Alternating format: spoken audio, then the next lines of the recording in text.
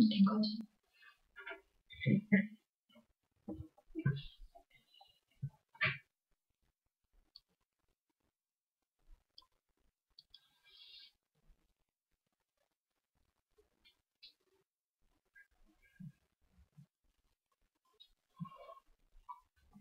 어때요? 이렇게 지금 몇 가지 타이틀, 소제목으로 해가지고 이렇게 쭉 말씀으로 접목시켜서 봤지 않습니까?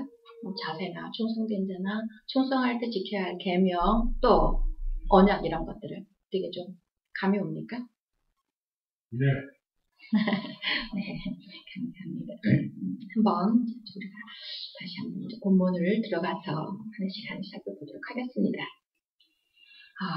오늘 제목인 것만큼 주님과 함께 나그네 여정에 충성하는 성도 말씀에 순종하자. 네. 요구하심의 본질이 무엇인지 우리가 아는 것이 성경을 아는 것이고 주님의 뜻을 알고 행할 수 있는 것이 되겠기에 본문을 택했습니다. 우리가 아까 전도서 12장 13절로 14절을 우리가 한번 봤는데 이 전도서의 말씀의 배경은 이렇습니다. 첫 번 시작이 모든 것이 헛되고 그렇죠? 네. 그래서 지금 끝부분 12장 13절 14절은 이래 결국을 다 들었으니 하나님을 경외하고 그 명령을 지킬지어다. 이것이 사람의 본분이니라. 하나님 모든 행위와 모든 은밀한 일을 선악하면 심판하시리라 라는 것으로 결론을 지어주셨습니다. 이 말씀의 배경은 아담과 하와가 죄를 범해서 육체가 되었으므로 하나님은 그들과 함께 하시지 아니하였고 원죄를 인하여 태어나는 모든 인생들은 사망에서 태어나 사망으로 달려가는 어리석은 존재들로 하나님을 알지 못하고 죽는 자는 허무 그 자체임을 전도자는 증거했습니다. 현세에서도 하나님을 알지 못하고 사는 사람은 그 끝이 불행해질 수밖에 없으며 주어진 일생에서 무엇을 하고 살아야 하는지 모를 수밖에 없음을 성경은 또한 증거하고 있습니다. 그렇기 때문에 여러분의 전도가 필요한 것이지요. 본문은 한 번밖에 없는 생애에서 창조주 하나님을 알고 요구하심에 응답하여 새 생명을 얻고 현세의 행복과 내세의 영생을 누릴 수 있도록 선용해야 함을 증거하고 있습니다. 굉장히 중요한 말씀이죠. 한 번밖에 없는 생애에서 창조주 하나님을 알고 요구하심에 응답하여 새 생명을 얻고 현세의 행복과 내세의 영생을 누릴 수 있도록 선용해야 함을, 기회를 선용해야 함을 증거하고 있다는 말씀입니다. 그러기에 인생의 참 행복은 하나님을 경외하고 그 명령을 지켜서 영적 새 생명을 얻고 영원토록 창조주이신 하나님과 함께하는 삶에 있다는 사실입니다. 이 사실을 세상 사람들이 어떻게 알 수 있겠습니까? 오늘 제가 시작하는 기도에 인생이 어디서 오며 어디로 가고 그 종착지가 어딘지 모르는 인생들에게 성경을 통하여 알게 해주신 그 은혜에 대해서 감사 기도를 드렸었는데 맞습니다. 이 일을 요한복음 11장 25절과 26절은 이렇게 표현하고 있습니다. 예수께서 가라사대 나는 부활이요 생명이니 나를 믿는 자는 죽어도 살겠고 무릇 살아서 나를 믿는 자는 영원히 죽지 아니하리니 이것을 네가 믿느냐라고 제시합니다. 여러분 반드시 이 말씀은 여러분의 신앙의 바탕에 있어야 됩니다. 주님은 나는 부활이요 생명이라고 하셨습니다. 또한 예수를 믿는 자는 죽어도 살겠고 어떻게? 부활하니까 무릇 살아서 나를 믿는 자는 영원히 죽지 아니니 이건 육체를 입고 영원히 산다는 게 아니고 육체가 있는 동안에 어때요? 주를 영접하고 새 생명을 얻으며 그 영혼 구원 받은 그 영혼이 그 새 생명이 내가 육체와 영혼이 분리될 때 주께로 가서 영생을 누린다는 표현이지 않습니까? 그렇기 때문에 기독교인들이 가장 좋아하는 구절이라고도 볼 수 있습니다. 나는 부활이요 생명이니 나를 믿는 자는 죽어도 살겠고 무릇 살아서 나를 믿는 자는 영원히 죽지 아니하리라는 말씀. 오직 창조주 하나님만이 영생을 주실 수 있는 전능자시며 유일신 구원자라는 것입니다. 박스 안에 하나님께서는 하나님을 알지 못하는 죄인들이 복음을 듣고 영접할 수 있도록 구약은 예수께서 구원자를 오시어 말할 것과 이루실 일들을 예언하여 생명에 이르는 구속사역을 그림자로 담아 놓으셨습니다. 이 일을 신약에 예수께서 육신을 입고 오셔서 십자가 사역을 통해 죽음과 부활을 나타내 보이시어 영생에 이를 수 있는 구원의 길을 열어놓으신 것입니다.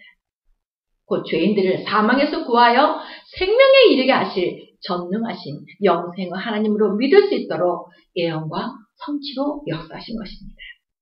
그러기에 선지자들이 예언한 예수에 관한 말씀들이 이루어진 사실들을 복음이라고 하였으며, 복음이란 복된 소식이라는 뜻으로 세상에 많은 신들이 있지만 신중에 신이신 예수께서 죽음에서 부활을 나타내 보이시어 창조주 하나님 그리고 영생을 주시는 전능자이심을 믿을 수 있도록 나타내 보이신 은혜입니다.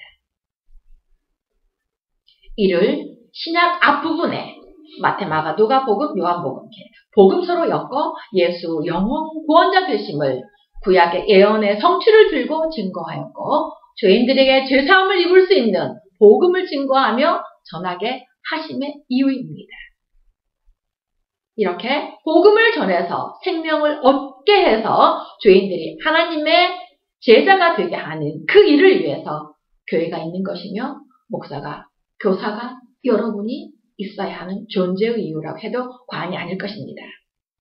사람들이 교회에 나와 구원의 도를 배워야 하고 영혼구원, 곧 생명 얻는 일에 성경을 상고하는 목적으로 삼고 예수를 영혼구원자로 믿고 쫓아 성령으로 거듭나야 합니다.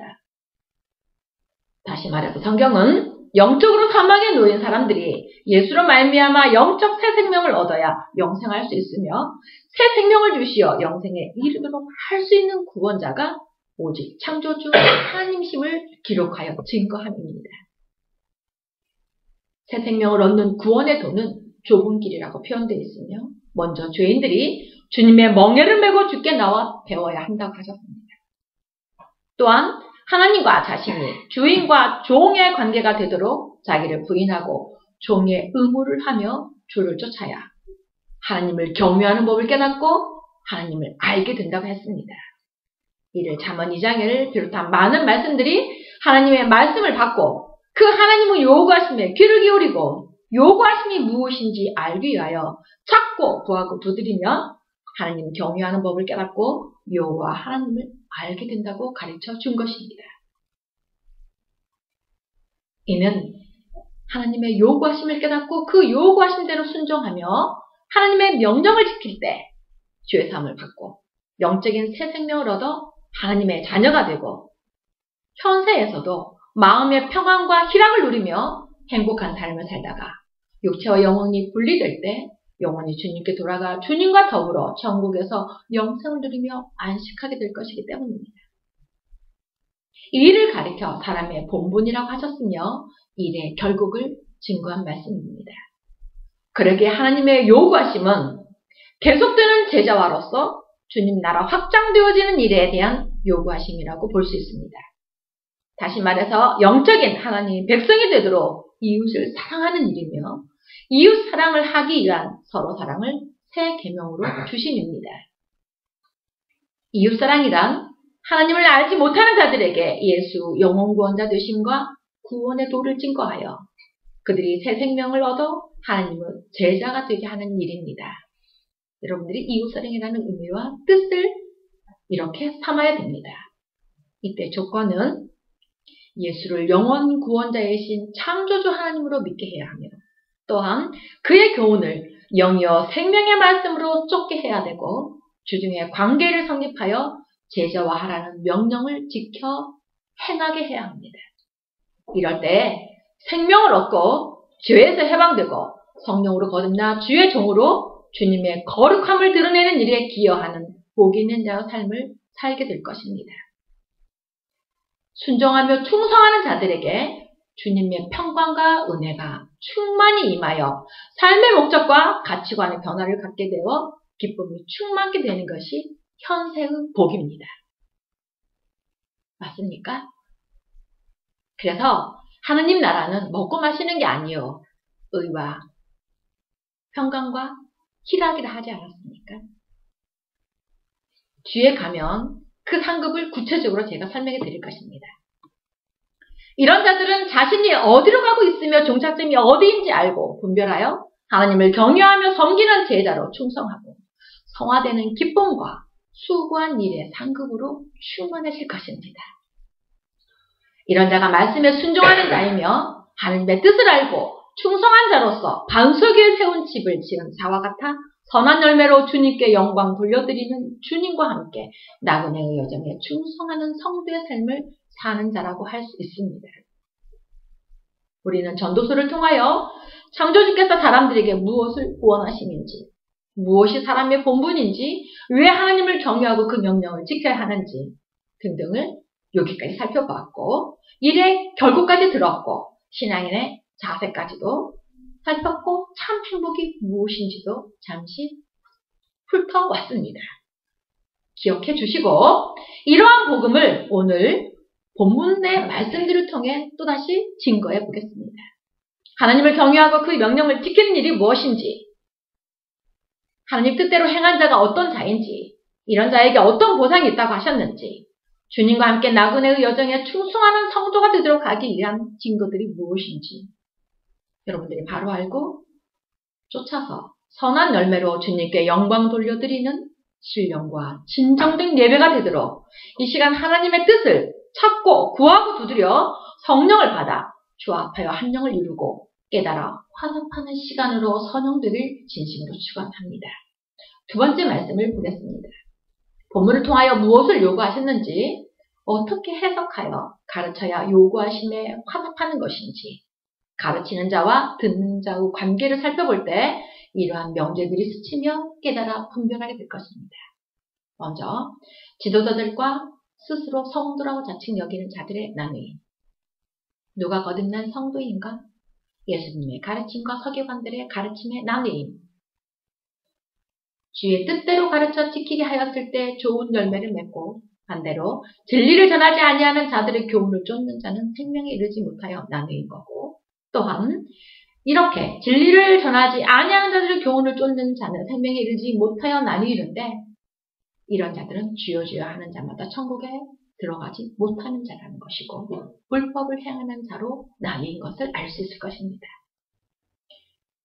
마태복음 7장 이 본문의 마지막 결론으로, 자, 3의 A라는 것은 진리의 교훈을 가르치고 또 그것을 쫓는 자들입니다.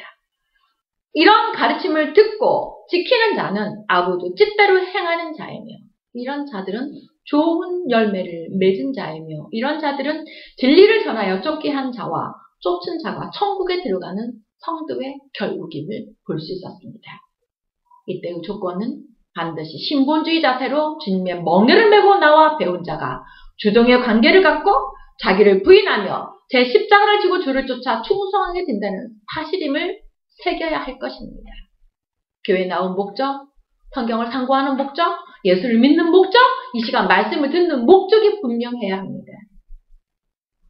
곧 반석 위에 세운 자는 계속 성화되어 갈 것이며 죽도록 충성하게 될 제자가 될 것입니다.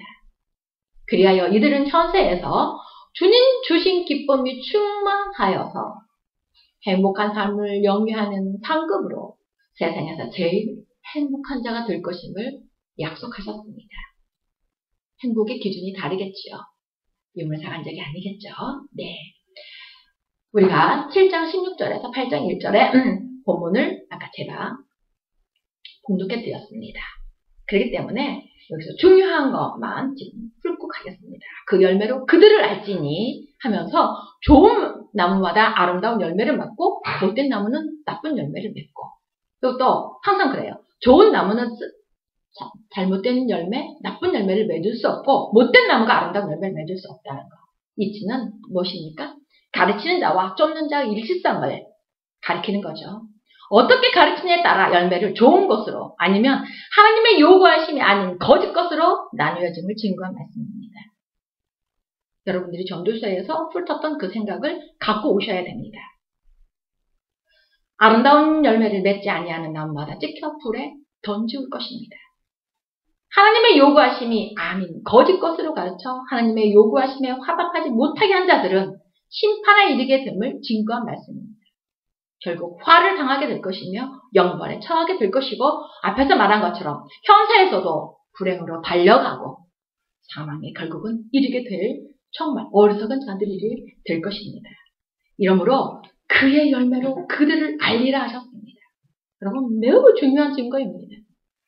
바울은 고린도서 3장 2절에 너희는 나의 편지라, 너희가 나의 면류관이라 표현한 것입니다.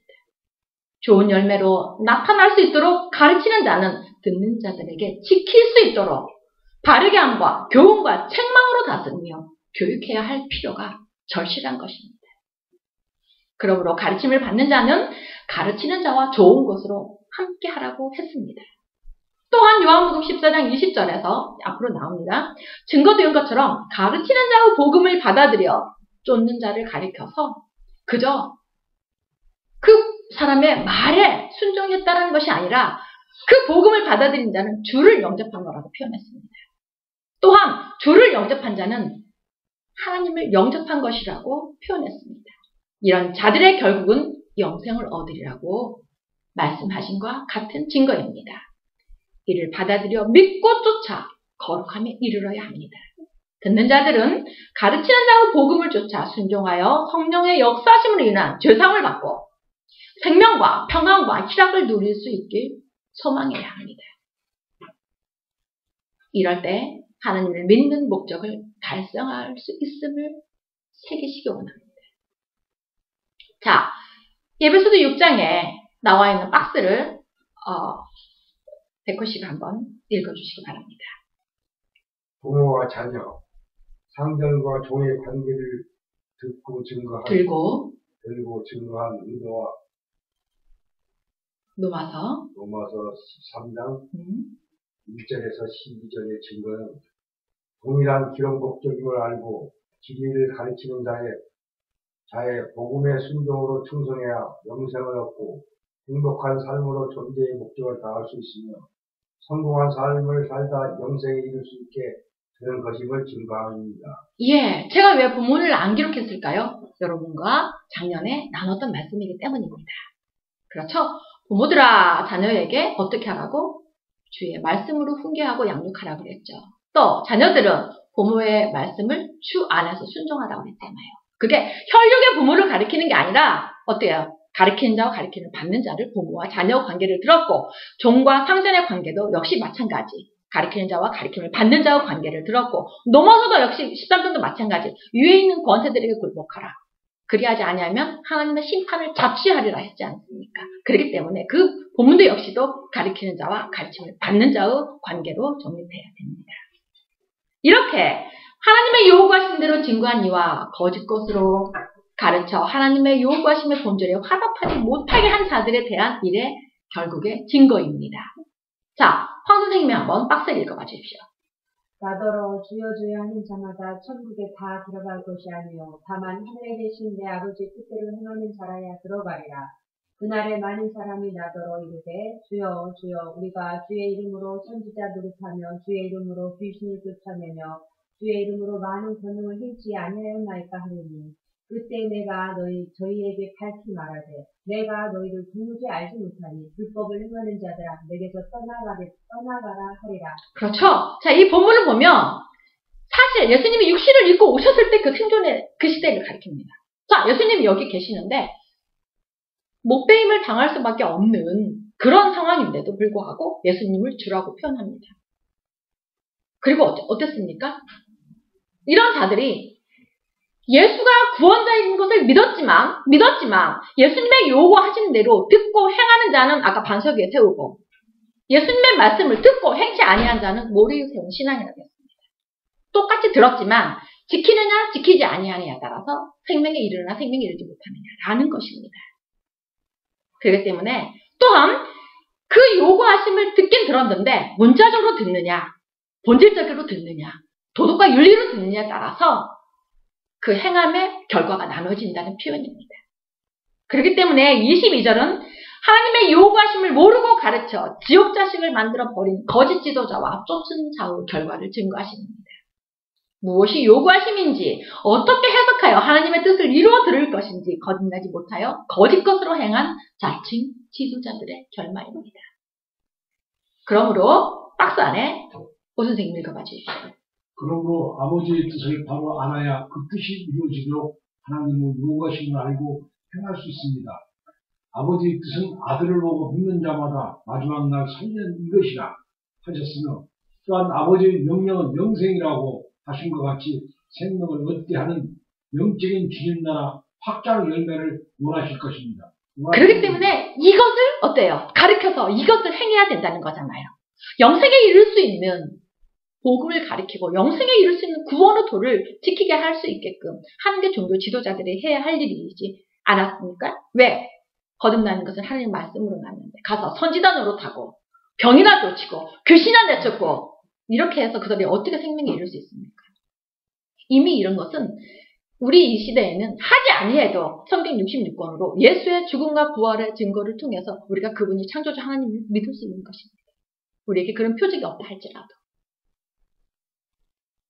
그래서 지도자들은 열매를 맺어야 되는데 그 열매는 죄에서 생명에 이르게 하는 참 복음을 전해서 지키게 해서 생명에 이르게 하는 일들을 하는 자들이 참 종교 지도자라고 볼 수 있습니다. 자, 여기서 불법을 행한다고 하지 않습니까? 자, 거듭남은 하나님의 말씀으로 되는 것이기에 구원의 도를 증거하고 복음을 받아들여 믿고 쫓도록 가르쳐 지키게 해요. 제자와 하는 일이 지도자가 해야 할 일입니다. 본질적인 일이죠. 주께서도 너희 발이 만일 영생에 이르도록 하는 일에 걸림이 되게 한다면 어떻게 하라고요? 한 발을 찍어내버리고 절름발이로 영생에 들어가는 것이 두 발로 지옥에 던짐을 당하는 것보다 낫다고 하셨습니다. 무엇을 소중성을 가르치는 의미입니까? 달리는 것은 영이라고 하셨기 때문에 생명을 얻게 하는 일에 목적을 두고 최우선 순위를 해야 함을 증거하신 겁니다. 표적은 수단일 뿐입니다. 그러므로 24, 25 미진이가 한번 크게 읽어요. 그러므로 누구든지 나의 이 말을 듣고 행하는 자는 그 집을 반석 위에 지은 지혜로운 사람 같으니 비가 내리고 창수가 나고 바람이 불어 그 집에 부딪히되 무너지지 아니하나니 이는 주초를 반석 위에 놓은 연고요. 네, 본문의 말씀은 산상수훈의 결론 부분입니다. 5장에서 7장을 산상수훈이라고 하는데 산상수훈의 핵심적인 말씀은 지금 박스 안에 들어있습니다. 그거를 우리 경우가 한번 읽어봐 주십시오.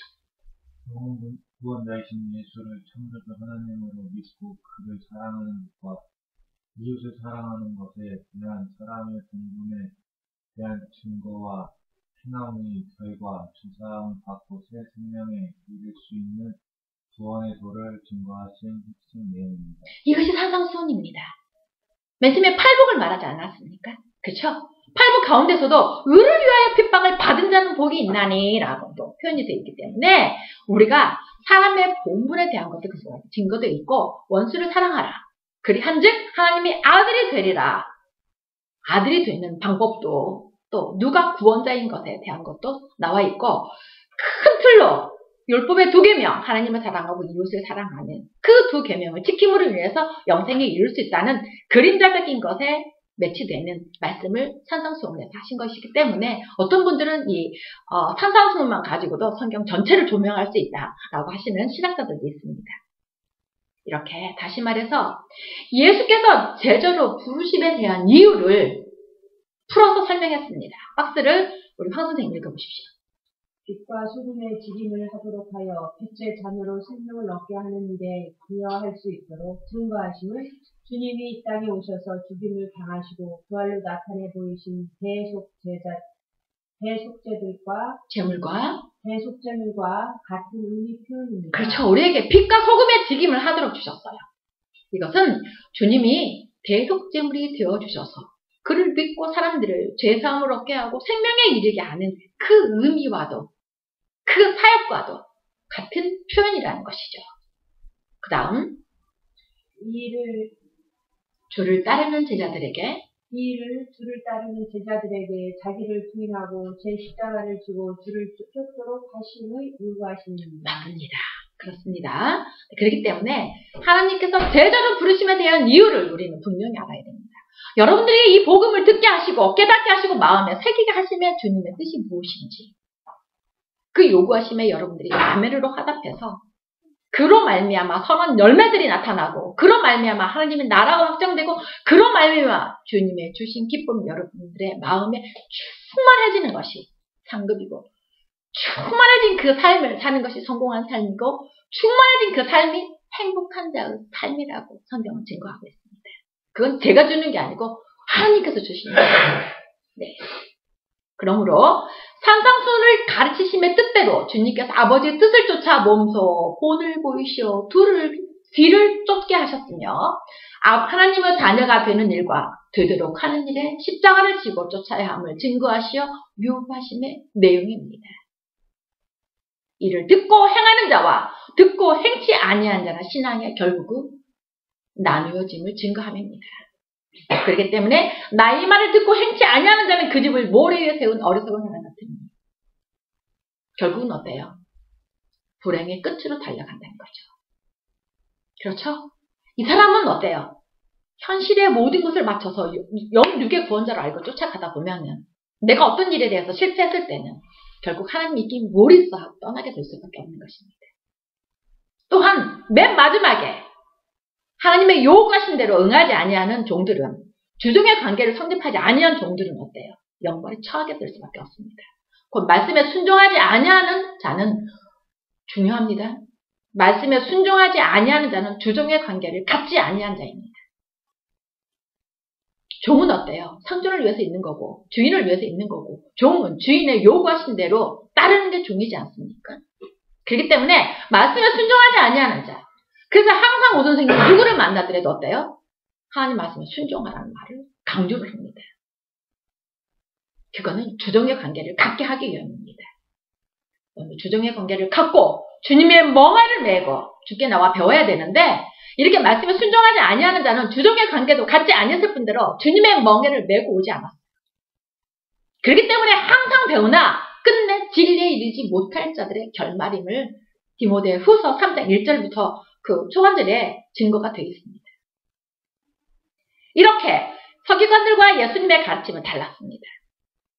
그렇기 때문에 저희들이 이 가르치시는 것이 권세 있는 자하고 저희 서기관과 같지 아니하더라 라는 고백을 했습니다.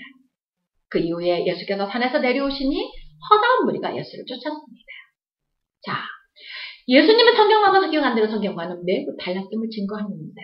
주님은 아버지께서 내게 이를 것과 말할 것을 주셨는데 나는 내 자유로 말하지 않고 아버지의 계명대로 지켜 순종하며 충성하셨음을 증거하셨습니다. 다시 말해서 주님은 영이요 생명의 말씀을 하시어 생명에 이르도록 하시는 당신이 오신 목적을 성취하시는 가르치심을 가르치셨고 거짓 지도자들은 육적 메시아로 가는 걸 가르쳐서 예수의 메시아됨을 부인하도록 잘못된 성경화로 가르침에 대한 증거입니다. 그러기에 서기관들의 가르침을 들은 자들의 고백이 이와 같았으며 주님의 증거하심을 듣고 깨달아 주님을 쫓을 수 있는 자들이 많아진 것입니다. 자, 세 번째 본문으로 들어가서 거의 동일한 배경의 말씀인데 좀 더 깊다고 했습니다. 누가복음 6장 43절로 49절을 살피면서 하나님은 요구하심에 대해 가르치는 자와 가르침을 받는 자와 관계를 또한 살피고 소경이 소경을 인도하며 둘 다 구렁텅이에 빠진다는 증거의 말씀임을 상기하면서 한번 봅시다. 누구를 만나느냐라는 만남의 소중성의 증거입니다. 또한 분별할 수 있는 분별력의 소중성과 깨닫게 하심에 화답하는 일과 감사가 넘치는 은혜의 시간이 되시길 원합니다. 자, 박스. 못된 열매 맺는 좋은 나무가 없다고 했습니다. 좋은 열매 맺는 못된 나무도 없다고 했습니다. 나무는 각각 그 열매로 안다고 했고 가시나무에서는 절대 무화과를 얻을 수 없고 찔레에서는 절대 포도를 딸 수 없다고 했습니다. 또한 결론을 선한 사람은 마음을 쌓은 선에서 선을 내고 악한 자는 그 쌓은 악에서 악을 내나니 이는 마음에 가득한 것을 입으로 말함이라고 했습니다. 그렇기 때문에 주님은 뭐라고 그랬어요? 입에서 나오는 것이 사람을 더럽게 한다고 그랬습니다. 자, 이 말씀을 영유 생명 말씀으로 해석해야 합니다. 선하다, 악하다 모두 영적인 말씀으로 박스 안에 선이라 백호씨가 한번 읽어봐 주세요. 선이란 생명을 얻게 하는 하나님께 속하게 하는 일을 가리키며 그렇죠. 반대로 악이란 생명 얻게 하는 일에 저의 요소를 야기시키는 일을 가리킵니다. 그렇죠. 그러므로 예수의 메시아성을 부인한다든지 또는 육적 구원관을 갖고 있기에 영이요 생명의 말씀으로 해석하지 못하여 썩을 것으로 화하여 가르치는 교훈은 악한 것에 속함을 지적하십니다. 육신에 속한 자와 영에 속한 자의 나뉘입니다.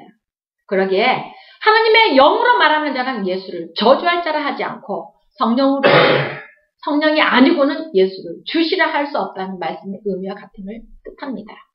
또한 육신에 속한 자는 육신의 일을, 영에 속한 자는 영의 일을 생각하나니 육신의 생각은 결국은 사망이요 영의 생각은 의와 생명과 평안이라고 합니다. 육신에 속한 자는 하나님 것을 받아들이지 아니하고 깨닫지도 못하며 쫓지도 못한다고 했습니다. 그러기에 자기 부인이 필요하며 말씀에 순종함이 절대 필요한 것입니다. 주님은 이렇게 표현합니다. 너희는 나를 주여 주여 하면서도 어찌하여 나의 말하는 것을 행치 아니하느냐.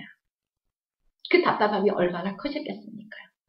그 시대 예수님을 주인이라고 구원자로 부르면서도 왜 주님의 요구하심에 화답하지 아니하라는 질책이십니다. 그러기에 행함이 없는 믿음은 죽은 믿음이라고 하셨고 내 행함으로 내 믿음이 온전히 된다고 야고보서를 통해 증거하십니다. 아래 본문은 마태복음 7장에서 다룬 증거와 같은 의미입니다. 내게 나와 내 말을 듣고 행하는 자마다 누구와 같은 것을 너희에게 보이리라.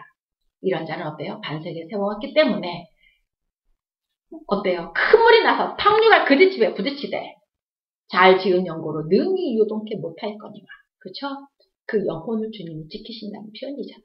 실족하지 아니한다는 표현이잖아요.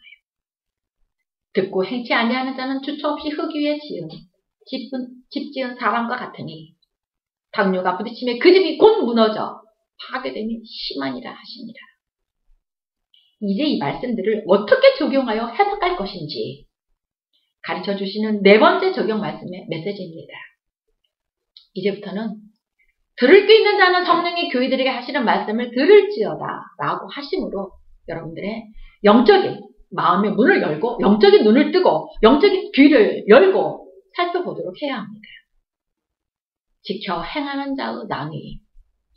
지켜 행합니다. 근데 이 자가 나뉩니다. 어떻게 보느냐에 따라서. 똑같이 주여 주여 합니다.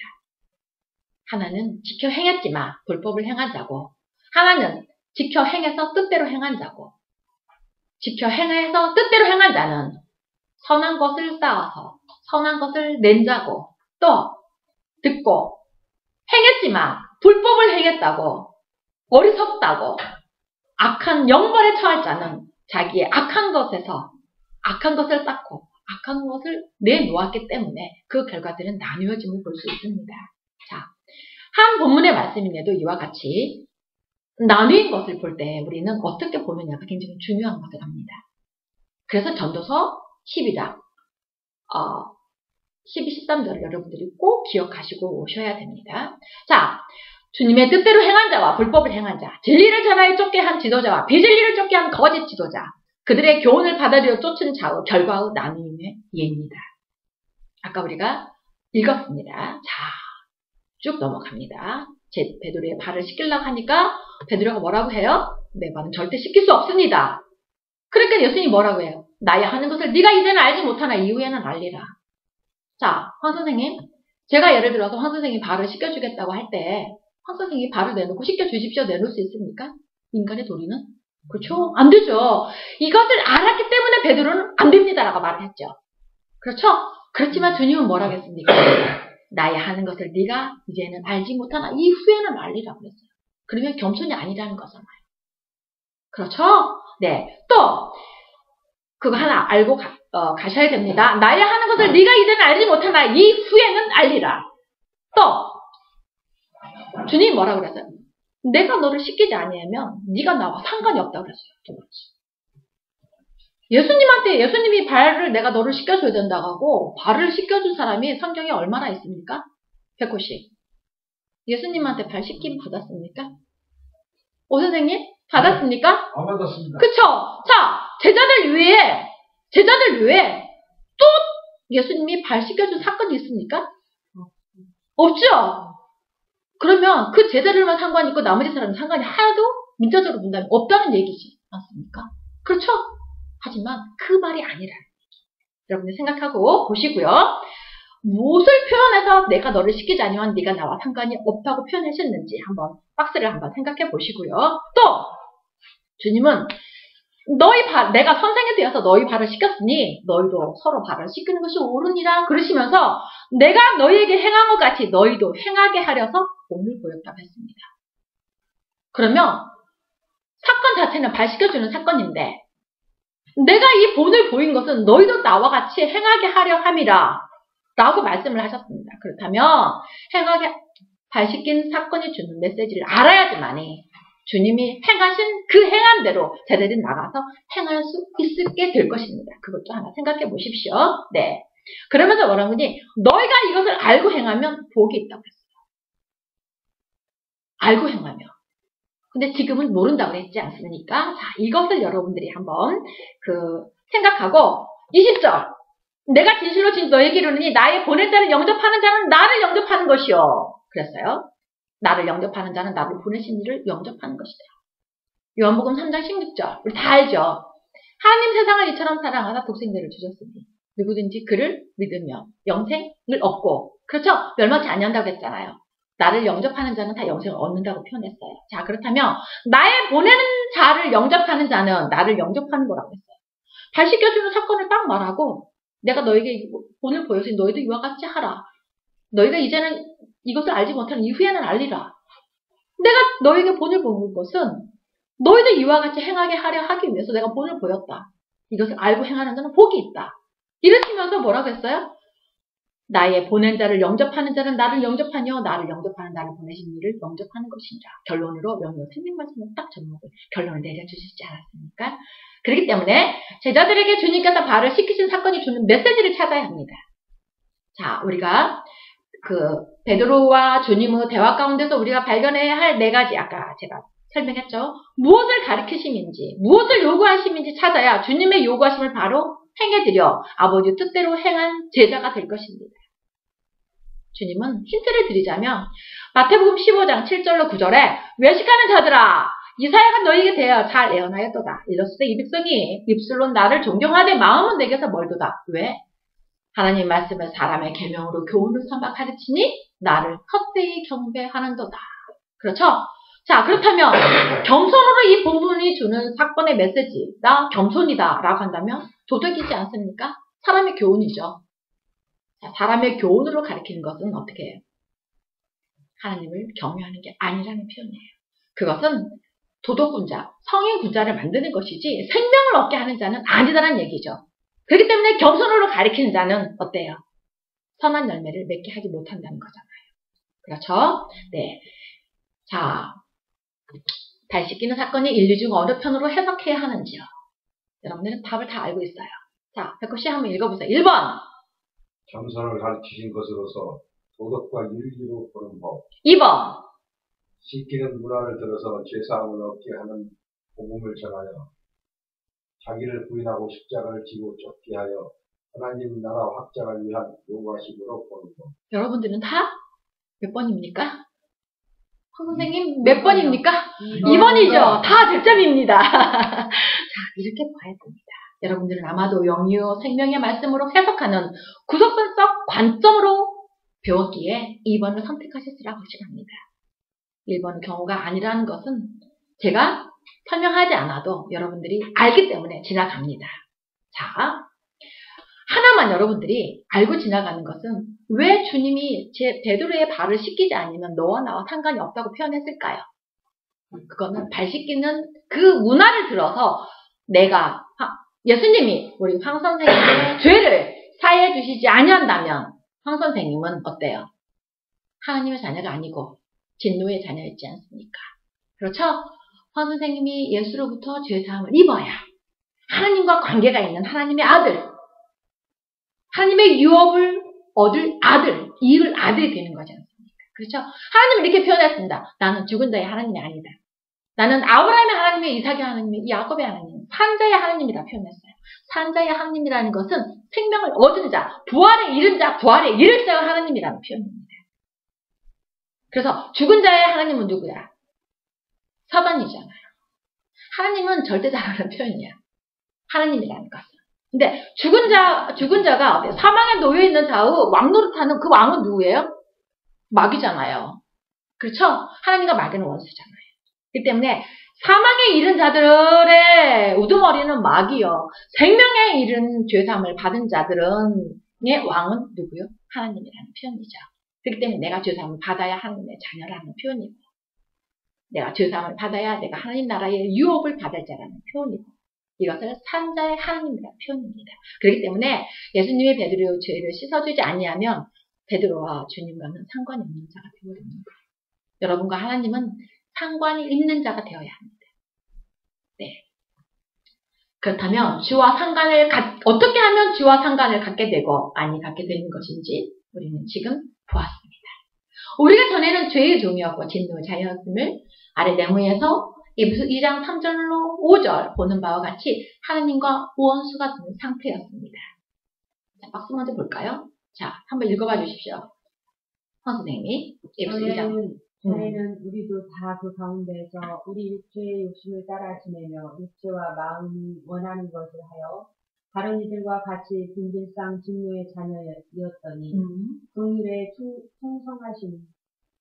긍휼에 풍성하신 하나님이 우리를 사랑하신 그 큰 사랑을 인하여 허물로 죽은 우리를 그리스도와 함께 살리셨고 너희가 은혜로 구원을 얻은 것이라. 그렇죠. 이렇게 예수님의 우리의 주인이 되려면 우리가 진노 자녀에서 구원을 받아 하나님과 자녀가 되어야 주님이 우리 아버지가 되는 것입니다.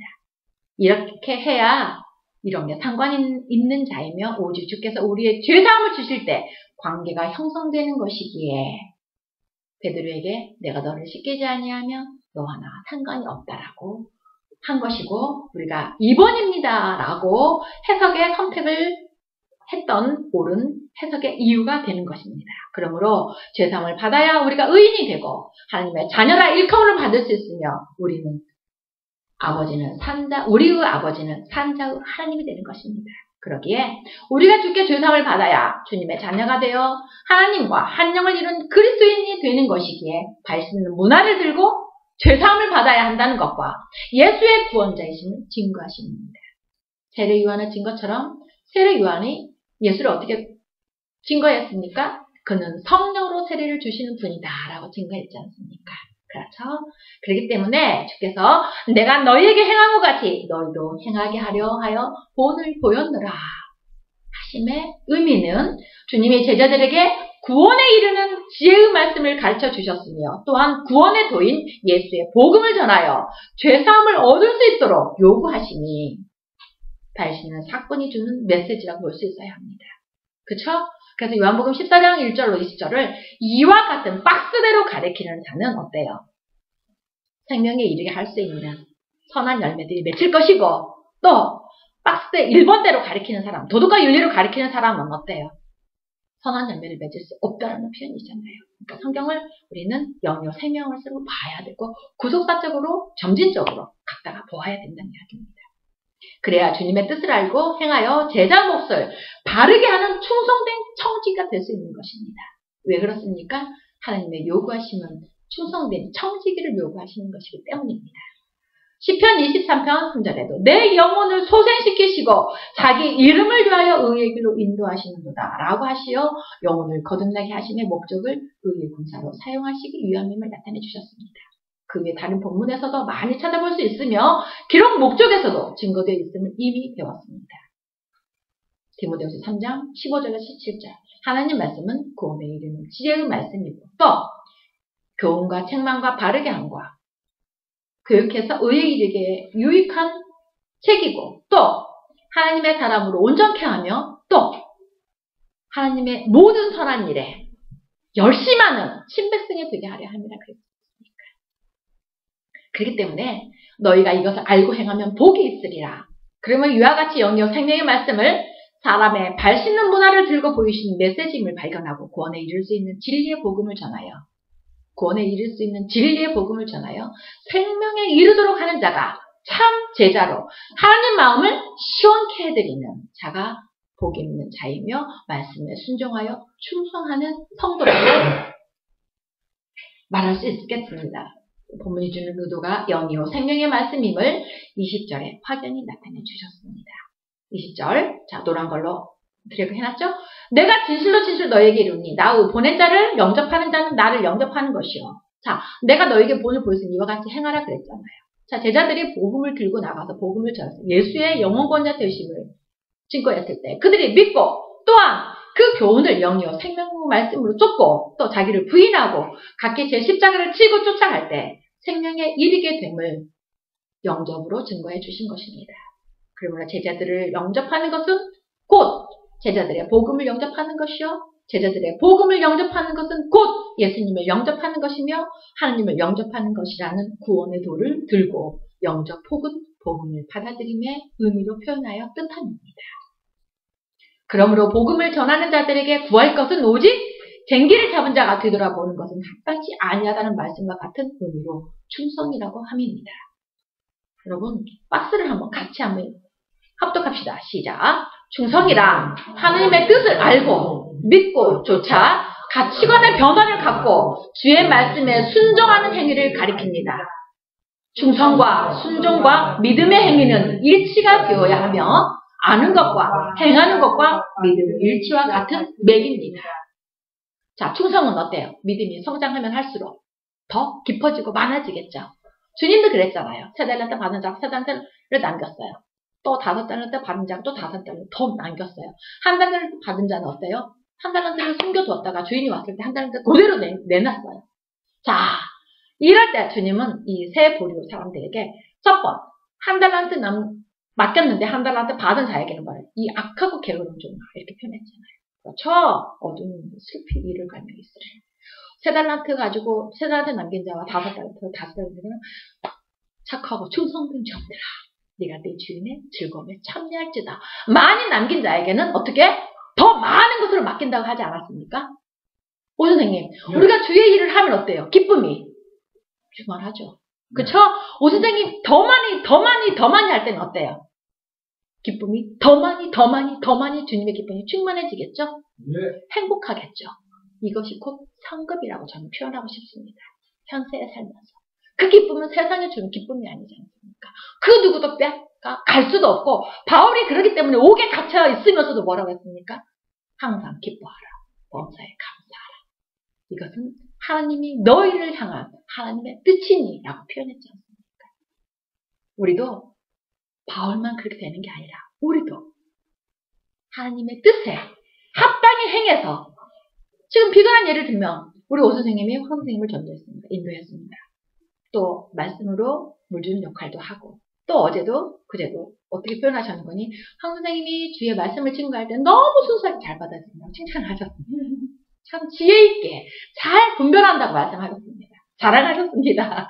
자, 이럴 때 그 말씀을 증거하실 때 저한테 뭐라요? 여기에 걸려있습니다. 입이. 너무 좋아하시고 너무 기뻐하십니다. 그건 무엇입니까? 그것이 오 선생님한테 돈을 버는 일입니까? 사람이 잘 되게 하는 일입니까? 아니지 않습니다.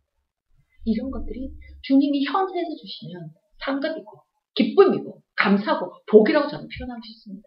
물론 당연히 생명 얻는 복이 제일 큰 복이고 복이 얻은 자들이 어떻게 해요? 그 일에 더 충성할 때 우리에게는 그만큼 더 많은 자들에게 더 많은 것으로 맡긴다고. 우리 아까 누가복음 읽었을 때도 5골을 다스리는 권세를 준다고, 10골을 다스리는 권세를 준다고 하지 않았습니까? 그렇죠? 이런 것들이 현세에서는 복입니다. 알아야지 다스리고 알아야지 치리하는 거 아닙니까? 그렇죠? 그렇기 때문에 우리에게 맡겨주신 그 소임, 그 사명, 이것이 우리가 현세에서 사는 복이라고, 상급이라고 저는 여러분들에게 강조하고 싶습니다. 네, 이렇게 충성이라는 의미도 우리가 한번 살펴봤고, 곧 제자로서 복음을 전하여 죄사함을 얻게 하는 일을 위해 순종하는 자들은 죽도록 충성하여 오직 주님의 나라가 확정되어져 나는 저희와 하나님 되고 저희는 내 백성이 되리라는 말씀이 응해지도록 달려갈 것입니다. 이를 주님의 뜻을 복음으로 인한 생명을 얻게 하는 일로 알고 제자의 몫을 요구하심에 합당히 행하는 자들의 자세로 삼아 증거함으로 제시함입니다. 자, 그렇기 때문에 자세는 우리가 사람이 마땅히 우리를 그리스도 일꾼이요 하나님의 비밀을 맡은 자로 여길지어다. 어떻게? 사망에서 생명에 이르게 하는. 그리고 맡은 자들에게 구할 것은 충성입니다. 이 자세로 우리가 달려갈 때에 좀 더 강한 좀 더 점진적인, 좀 더 발전적인 성화에 이르게 될 것입니다. 그래서 어디까지? 예수 장성의 충만한 분량에 이를 때까지. 적극적인 자세를 오직 바울과 같이 목숨을 내놓고 복음과 주를 위해 달려가는 행함을 표현이라고 봅니다. 이럴 때 우리의 기쁨은 바울처럼 내가 복음을 위하여 나의 목숨을 조금도 아끼지 아니하노라 라고 하면서 장차 올 영광과 지금의 고난을 좋게 비교할 수 없다 라고 표현한 그 고백이 우리의 고백이 될 줄로 믿습니다. 자, 이와 같이 충성할 때 지킬 또 계명이 필요합니다. 나만 잘하면 제가 잠깐 좀 무서운 이야기를 하겠습니다. 이제 어떤 분이 이제 주일학교 전도사로서 그 교회에 부임을 받았어요. 그 가서 보니까 할 만한 사람들을 다 주일학교 선생으로 뽑는 거예요. 그 중고등학교 선생이었는데도 불구하고 그 사람을 주일학교로 뽑는 거예요. 그럼 중고등부 누가 가르치죠? 그래서 이제 그런 걸 제안을 했습니다. 중고등부 선생을 여지껏 이 사람이 했으니 이 사람은 중고등부 선생으로 그냥 놔두십시오. 중고등부 전도사님은 별도로 없으니까. 네, 그래서 주일학교 선생님은 전도사님의 역량 아래에서 진두지휘 아래에서 한번 리더십 발휘해 보십시오. 이렇게 그랬더니 담임 목사님한테 말을 해서 내가 그분을 한번 상의를 해보겠다고 이렇게 말을 이제 서로가 제안을 해서 그렇게 합시다 했는데 어때요?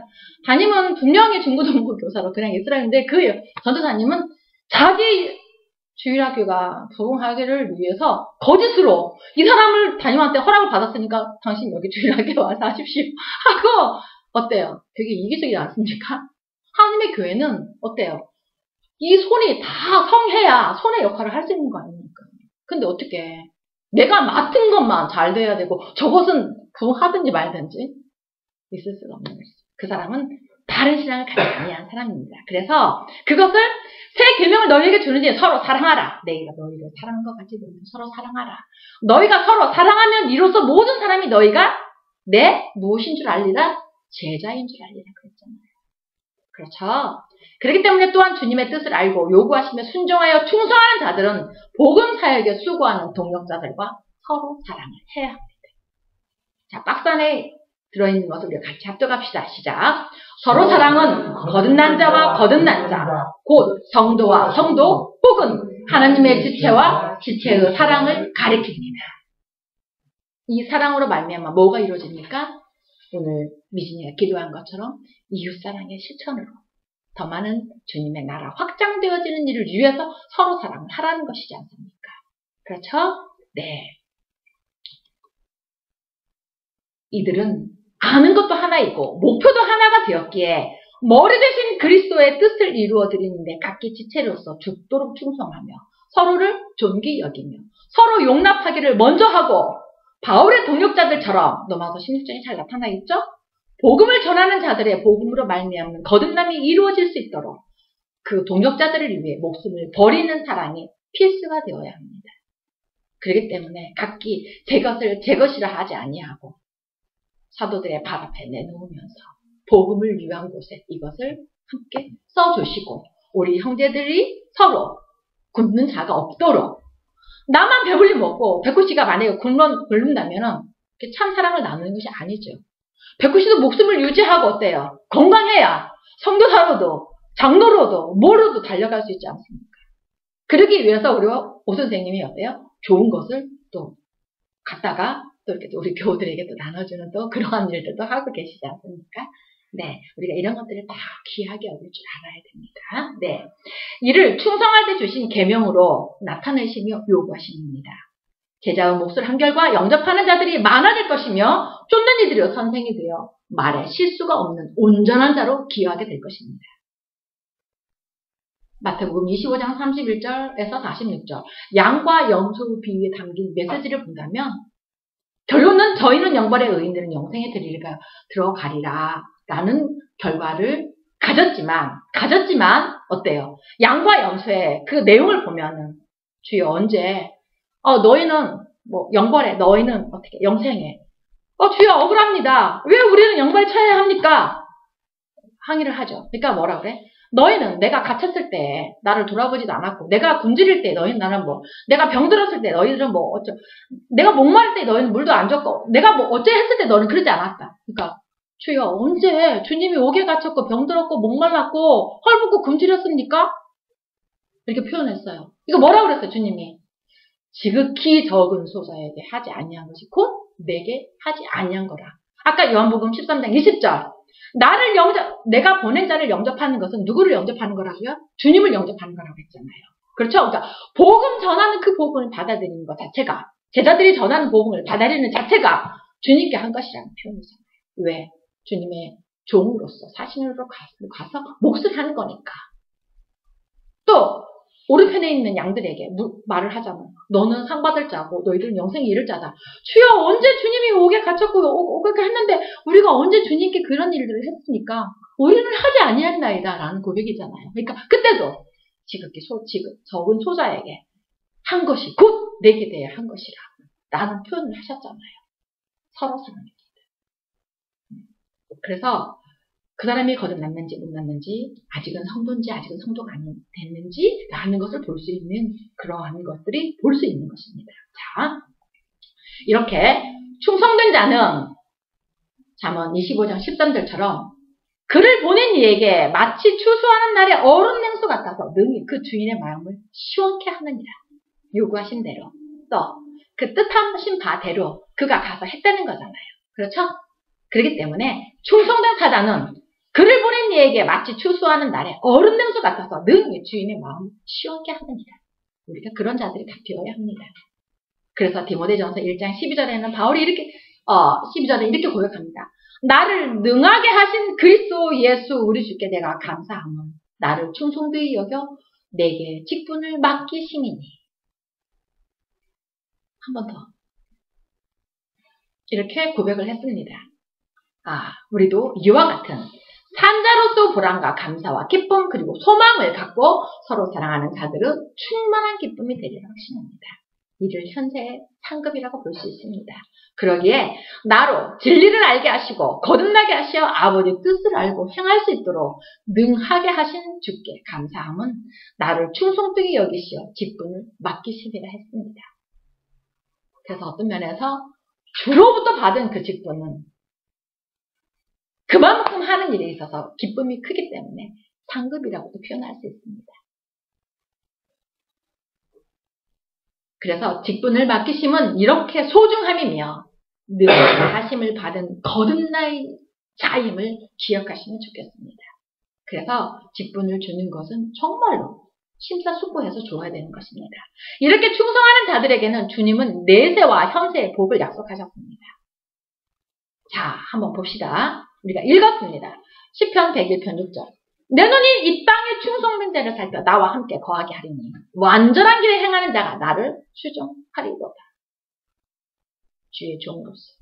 또 내가 죽도록 충성하라 그리하면 내가 생명의 면류관을 내게 주리라. 의인은 영생에 들어가리라 하신 복과 같은 의미입니다. 구원으로 말미암는 영생은 죄상을 받아 생명을 얻은 자들의 동일한 복이며 죽도록 충성한 자들에게는 반드시 아까 그 사명이 상급이라고 표현했지 않습니까? 상급이 있음을 압니다. 어떻게? 그걸로 말미암는 기쁨이 충만하는 거. 그래서 주님도 항상 강조하신 내가 너희에게 이것을 이루면 나의 기쁨이 너희 안에 있어. 너희 기쁨이 충만하게 하려 함이라 라는 말씀들을 하시지 않습니까? 자, 또한 현세에서 주인이 잘하였도다 착하고 충성된 네가 작은 일에 충성하심에 내가 많은 것으로 내게 맡기리니 소임이죠. 내 주인은 즐거우며 참여할지어다. 그렇잖아요. 그게 희락이지 않습니까? 백구씨가 첫날 우리가 식사를 할 때 이웃사랑해서 하나님 나라 확장되어지는 것이 우리의 기쁨이라고 말한 것처럼 그게 희락이라고 말한 것처럼 네. 또한 착한 종이여 네가 지극히 작은 것에 충성하였으니 10골 권세를 차지하리라 그랬잖아요. 주님의 왕과 같은 제사장으로 더 많은 일들에 하나님의 달란트를 받아서 더 많은 일들에 선한 열매로 남기게 되는 그 기쁨 우리의 상급입니다. 특히 현세의 복을 바로 알기를 소원합니다. 일반 은혜와 특별 은혜를 구분할 수 있어야 하며 성경을 상고하는 목적을 바로 알아야 건강한 신앙을 가질 수 있으며 명하게 하심을 받고 직분을 감당할 수 있게 되는 것입니다. 그렇기 때문에 현세의 복은 아래와 같이 많은 남긴 종은 더 많은 것으로 맡겨주신 주님 나라 확장되어지는 일에 기여하게 하실 것이며 이 일로 인한 주님의 기쁨이 자신에게 충만하게 될 것을 증거합니다.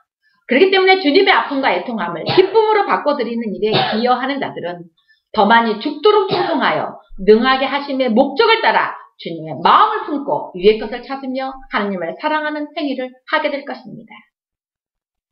그럴 때 우리의 기쁨은 그 누구도 빼앗아갈 수 없는 소망이 넘치는 행복이 높이는 내가 존재해야 하는 이유를 충분히 갖고 오늘도 감사함으로 그 일을 위해 달려가게 될 것입니다. 그 결과 사람의 본분을 문 영혼들이 다 참여하여 영생의 복을 받아 누릴 수 있도록 우리 모두가 제자가 되고 제자 삼는 일에 행함으로 지켜 선한 열매가 가득하고 생명을 풍성해 받아 충만한 기쁨과 소망으로 하나님의 거룩함이 최고의 보람과 감사와 기쁨이 되어야 할 것입니다. 그래서 전도서의 이런 말씀들은 어떻게 해요? 사람의 본분이라고 표현하셨고 하나님은 모든 행위와 모든 은밀한 일을 선악하면 심판하시리라 라고 말씀하셨습니다. 네, 주께서 육신을 입고 이 땅에 유다 땅에 오신 목적도 십자가 사역을 이루시고 아버지께로 돌아가실 때가 이런 줄 아시고 어때요? 발을 씻기시면서 보이신 그 행위 자체도 죄사함을 얻게 해서 어떻게 생명에 이르게 하는 구속사역에 본을 보이신 것이지 않습니까? 그렇기 때문에 하나님의 말씀은 영이요 생명의 말씀인 구속사로 보아야 됩니다. 자, 주님은 너희가 내 안에 거하고 내가 너희 안에 거하면 무엇이니 원하는 대로 구하라. 그리하면 다 이루리라 하셨습니다. 이 약속처럼 10골 권세를 받아 다스리는 일에 주님 주신 기쁨으로 충만하게 될 현세의 언약입니다. 그렇죠? 너희가 내 안에 너희가 내 안에. 그러면 어때요? 원하는 대로 구하라. 그리하면 다 이루리라. 많이 남긴 자에게 10골을 다스리는 권세를 주셨지 않습니까? 라는 것으로 이꼴시켜서 보아야 한다는 증거입니다. 그렇기 때문에 모든 사람이 구원을 받고 진리를 아는데 이르기를 원하심에 하나님의 뜻에 우리가 지체의 몫을 죽도록 충성하여 선한 열매를 드릴 수 있도록 나그네의 여정에 충성하는 성도들이 다 되어야 하겠습니다. 주께서 여러분에게 알게 하심의 목적도 쓰시기 위함인 것을 알고 깨닫게 하심도 쓰시기 위함인 것을 알고 여러분들이 무엇을 씻겨야 하는지 알도록 이 시간 그분의 주심이시기에 말씀에 순종하는 충성스러운 저와 여러분이 되시길 주님의 이름으로 축원하며 부탁하는 바입니다. 자, 요한복음 3장 36절을 한번 봅시다. 시작. 아들을 믿는 자는 영생이 있고 아들을 순종치 아니하는 자는 영생을 보지 못하고 도리어 하나님의 진노가 그 위에 머물러 있느니라. 새기며 우리 모두 주님의 요구하심에 순종하고 충성하여 영생을 소유하지 못하는 이가 하나도 없길 진심으로 소망합니다. 그렇죠? 아들을 믿는 자는 영생이 있고 아들을 순종치 아니하는 자는 영생을 보지 못한다고 그랬어요. 그렇다면 믿는 것에는 순종이 반드시 들어가야 되는 거죠. 그렇죠? 네, 오늘 말씀을 맺습니다. 자, 이와 같이 누구든지 나의 말을 듣고 행하는 자는 그 집을 반석에 지은 지혜로운 사람 같으리니 했기 때문에 우리는 반석에 세운 자의 믿음을 가져야 되는 거고 이런 결과가 우리가 전하고 달려가는 구속사역에 성령의 응답으로 우리 모두에게 있어지길 간구드립니다. 또 누가복음에 주여 주여 하면서도 어찌하여 나의 말하는 것을 행치 아니하느냐라는 지적을 우리는 받지 않아야 됩니다. 그러므로 모든 사람들이 회개해서 생명에 이를 수 있는 영역 생명 말씀으로 여러분들이 깨닫고 새겨서 가르쳐서 그들이 생명에 이룰 수 있는 선한 일에 여러분들이 기여해야 합니다. 그러므로 신실한 성도들은 어때요? 죽도록 충성해야 합니다. 어떤 환경 속에서도 주님을 향한 신앙심을 버리지 않아야 합니다. 충성의 가장 중요한 요소는 환경의 불만을 극복하여 자기를 부인하고 십자가를 지는 일입니다. 사람은 다 육체를 가졌기 때문에 환경은 어때요? 다 굴곡이 있을 수 있습니다. 네. 그런데 그것을 극복한다는 것은 그럼에도 불구하고 어때요? 자기를 부인한다는 거죠. 그러면서 자기에게 맡긴 직임을 감당하는 것이죠. 그래서 오 선생님이 목사님들이 나이가 들어서 은퇴를 하신 후에도 어때요? 자기의 육체를 위해서 소유계를 삼지 말고 깨닫게 하심의 본 목적대로 작은 곳이든 큰 곳이든 어느 곳이든 그 지체의 몫을 정말로 주님께 가는 날까지 쓰며 또 그렇게 하는 것이 바람직한 것이 아닌가라는 말씀을 하셨습니다.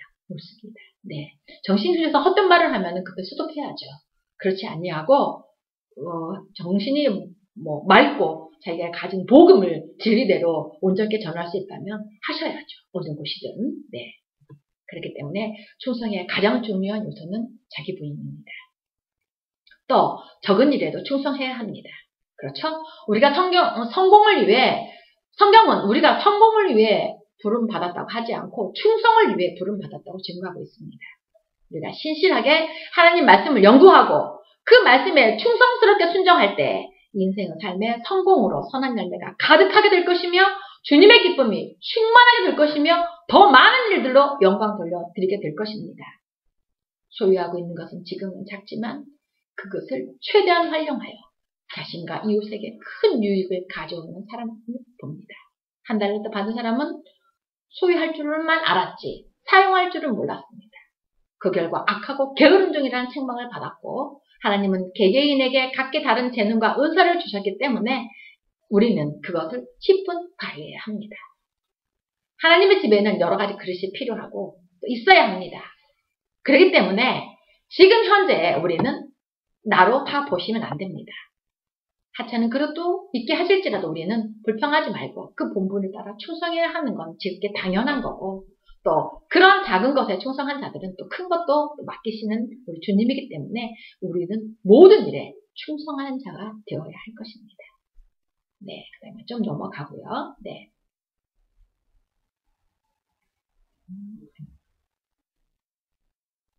그래서 주님은 오늘 우리들에게 모든 일에 있어서 충성스러움을 요구하셨습니다. 네. 우리가 세상에서도 그저라는 게 없잖아요.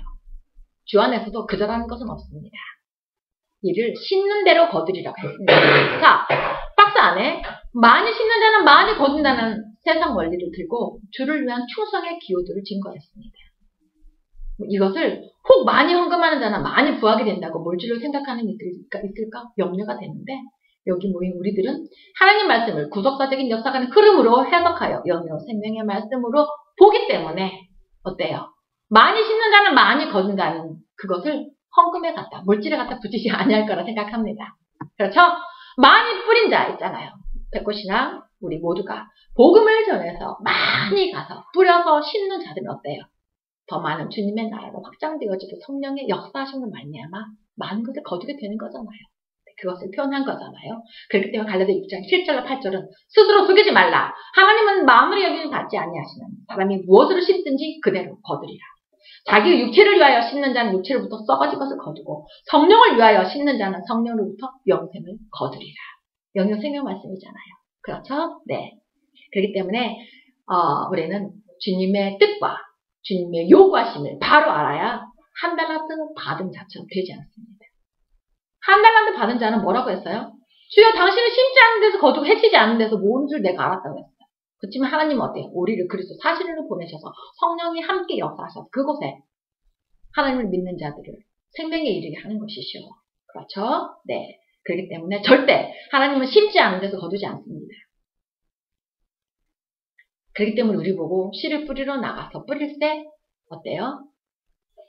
나지 아니할까 염려하지 말라고 했고 또 듣든지 아니 듣든지 우리 보고 전하라고 표현하셨고 그리고 또 너희를 영접하는 자는 곧 나를 영접하는 자라고 표현하셨고 또 양들은 복음을 받아들여 주를 영접한 자들이며 행함으로 옮겨 구속사에게 함께 수고한 자를 가리켜서 아까 오른편에 있는 양들을 표현했고 서로 사랑으로 우리가 그렇게 나가야 할 줄 압니다. 여러분들이 집에서 시간이 많이 갔습니다.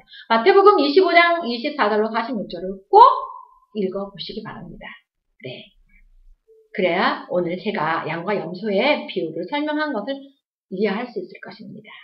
자, 고린도후서 3장 2절로 3장 8절은 아까 그랬죠? 너희가 우리의 편지라. 그리고 너희는 나의 면류관이라 표현했잖아요. 그렇죠?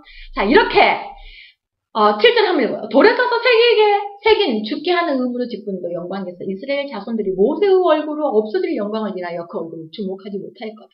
그러니까 빛이 너무 해가지고 하물며 영의 직분이 더욱 영광 있지 아니하겠느냐라고 표현했어요. 우리들은 영의 직분을 가진 자들이잖아요. 이 말씀을 믿고 의지하여 하나님께서 신실하고 충성하는 자를 찾으시는데 우리 모두가 그리고 우리의 복음을 들은 이들 모두가 말씀에 순종하고 여호와를 바라봄으로 좌우로나 치우치지 말고 주의 나라 확장되어지는 일에 몸과 마음과 정성과 목숨을 다해 죽기까지 충성하길 소망합니다.